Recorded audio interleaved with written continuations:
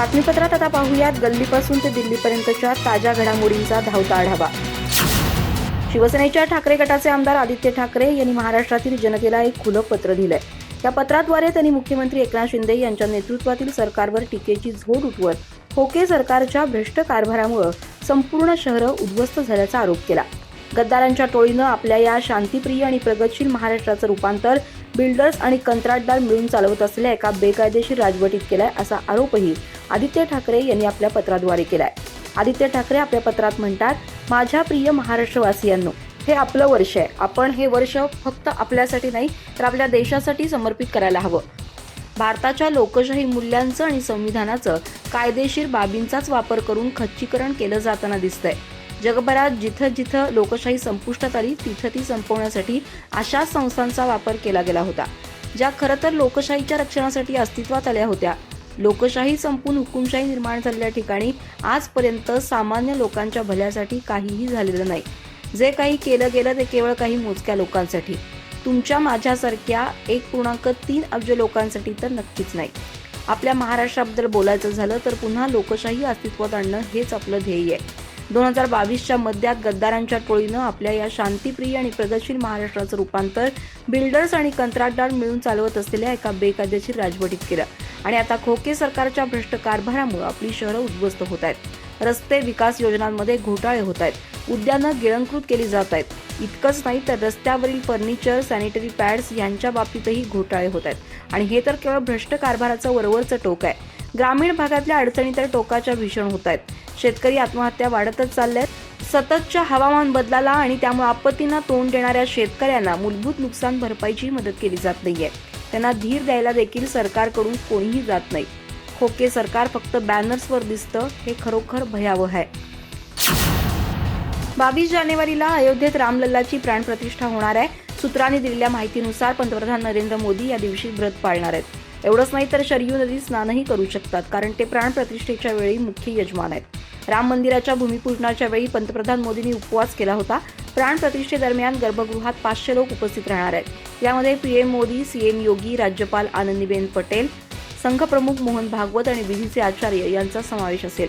प्राणप्रतिष्ठेचा शुभ मुहूर्त 1 मिनिट 24 सेकंदाचा आहे। अयोध्येतील भाजपचे जिल्हा प्रवक्ते रजनी सिंह म्हणाले, पंतप्रधानांनी भूमिपूजनाच्या वेळी उपवास केला होता, त्यामुळे ते 22 जानेवारीला प्राणप्रतिष्ठेवेळी नक्कीच उपवास करतील, हा आमचा विश्वास आहे। पंतप्रधानांचा संकल्पित अक्षत अयोध्येला पोहोचल्यानंतर 16 जानेवारीपासून अभिषेक सोहळा सुरू होईल।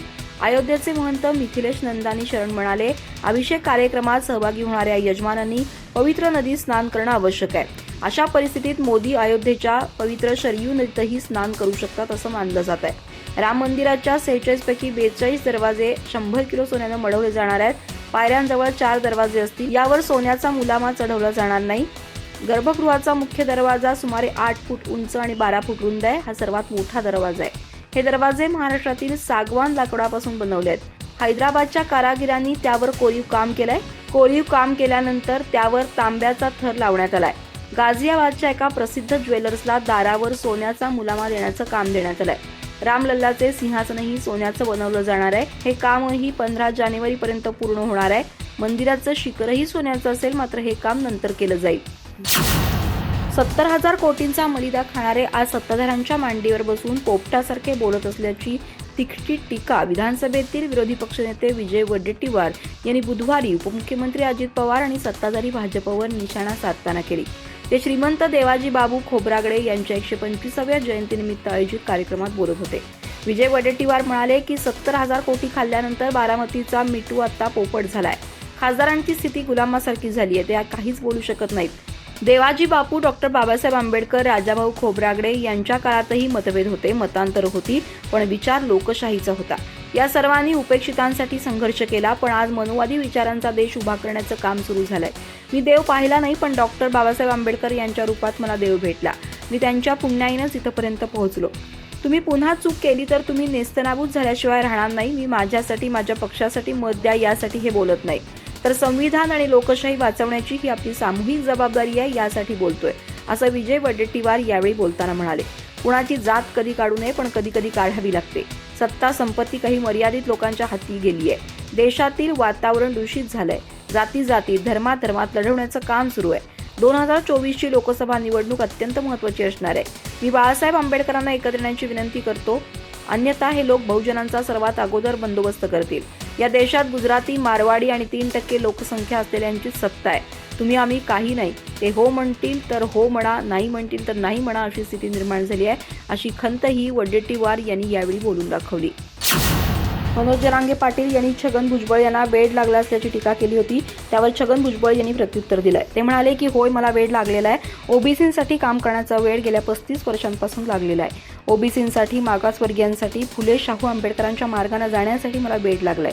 ते आता शेवटच्या श्वासापर्यंत जाणार नाही, असं म्हणत भुजबळ यांनी जरांगेंच्या टीकेला प्रत्युत्तर दिलं. सावित्रीबाई फुले यांच्या स्मारकाला अभिवादनास जाण्यापूर्वी त्यांनी माध्यमांशी संवाद साधला.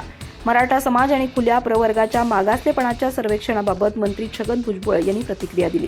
ते म्हणाले की 15 दिवसात सर्वेक्षण होणार असल्याचं वर्तमानपत्रात वाचण्यात आलं. जर 2 दिवसात आणि 15 दिवसांमध्ये सर्वेक्षण होणार असेल तर आणखी 2 महिने घ्या आणि सर्व जातींची जनगणना करून टाका. आमचं हेच म्हणणं आहे. 2 महिन्यात जर जातनिहाय जनगणना पूर्ण होत असेल तर ती केली पाहिजे, असं भुजबळ म्हणाले. ते म्हणाले की भिडेवाड्याच्या डिझाईनचं काम सध्या सुरू आहे. काम लवकर व्हावं ही इच्छा आहे. पंढरपूरला 6 तारखेला ओबीसींचा एल्गार मेळावा आहे. 7 तारखेला मुंबईत कार्यक्रम असल्यानं नांदेड येथील सभेला जाऊ शकणार नाही, असं देखील भुजबळ यांनी म्हटलंय.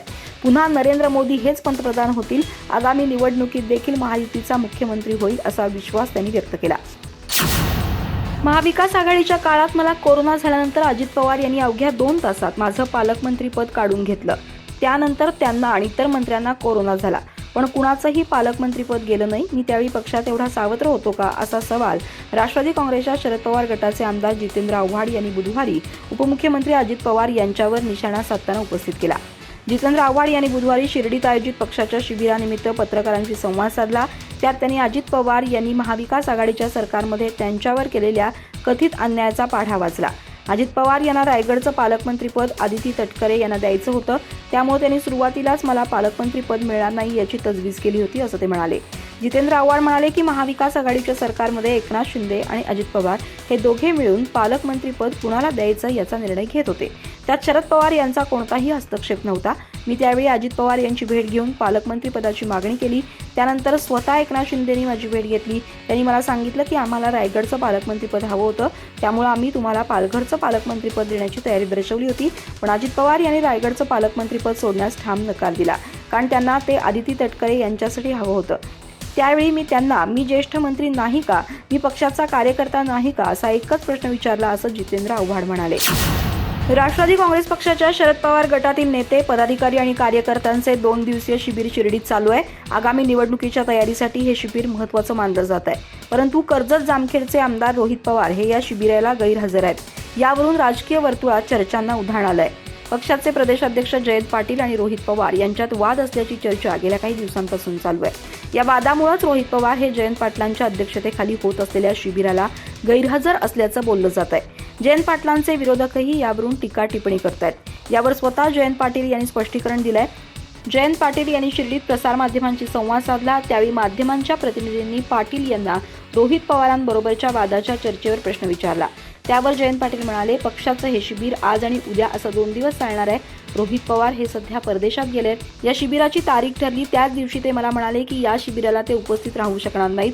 त्यांनी आधीच त्यांचं नियोजन केलं होतं. तरी त्यांनी सांगितलं आहे की शिबिराच्या पहिल्या दिवशी त्यांना शक्य नसलं तरी ते आज संध्याकाळी किंवा उद्या सकाळपर्यंत येण्याचा प्रयत्न करतील.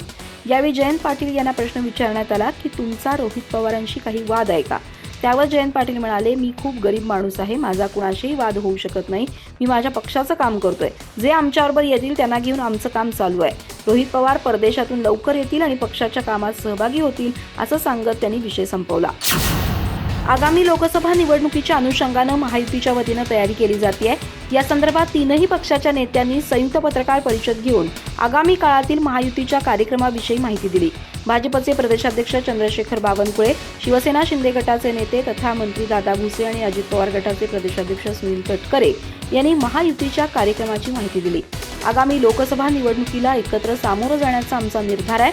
त्या अनुषंगानं आम्ही कामाला लागलो आहोत. देशाचे पंतप्रधान नरेंद्र मोदी यांच्या नेतृत्वात पुन्हा 3ऱ्यांदा केंद्रात सरकार स्थापन होणार आहे, हा विश्वास आम्हाला, असं सुनील तटकरे म्हणाले. तर येणाऱ्या 14 जानेवारीपासून राज्यभरात आमचे एकत्र कार्यकर्ता मेळावे पार पडतील। त्यासाठी मुख्यमंत्री शिंदे, उपमुख्यमंत्री देवेंद्र फडणवीस आणि अजित पवार हे मेळाव्यांना मार्गदर्शन करणार आहेत। भाजप प्रदेशाध्यक्ष चंद्रशेखर बावनकुळे म्हणाले की आगामी लोकसभा निवडणुकीत महायुतीला राज्यात चांगले यश मिळेल असा विश्वास आम्हाला आहे। 45 पेक्षा अधिक जागांवर महायुतीचा विजय होईल असा आमचा निर्धार आहे। त्या अनुषंगानं आगामी काळात महायुतीतील सर्व घटक पक्षांचे संयुक्त मेळावे पार पडणार आहेत। बावनकुळे म्हणाले की तिन्ही पक्ष जेव्हा एकत्र आले तेव्हापासून उर्वरित पक्षातून येणाऱ्या कार्यकर्त्यांची संख्या अतिशय झपाट्यानं वाढतीये। याचं एकमेव कारण म्हणजे मोदीजींवर असलेला लोकांचा विश्वास, राज्यातील सरकारवर असलेला विश्वास। तर पुढील काही काळात विरोधकांकडे फक्त नेते उरतील पण कार्यकर्ते दिसणारच नाहीत असा टोला त्यांनी लगावला।